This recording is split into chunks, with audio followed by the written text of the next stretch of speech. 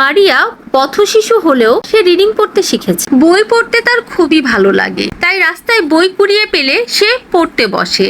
শহরের সবচেয়ে বড় লাইব্রেরির সামনে সে কিছুদিন থেকে বই পড়ছে। লাইব্রেরির মালিক রায়ান বিষয়টি খেয়াল করলেন এবং তিনি মারিয়াকে ভেতরে নিয়ে আসলেন। মারিয়া অকপটে বলল তার বই পড়তে ভীষণ ভালো লাগে।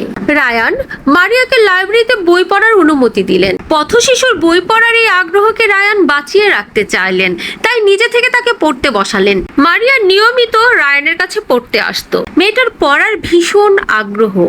একদিন না আসলে রায়ান চিন্তিত হয়ে রাস্তায় তাকে খুঁজতে বের হল। মারিয়া তখন অজ্ঞান হয়ে রাস্তায় পড়েছিল। মারিয়ার গায়ে ভীষণ জ্বর। রায়ান তাকে কোলে নিয়ে হাসপাতালে আসলো। ডক্টর মারিয়াকে দেখলেন, তাকে জরুরি ইনজেকশন ও স্যালাইন পুশ করা হলো।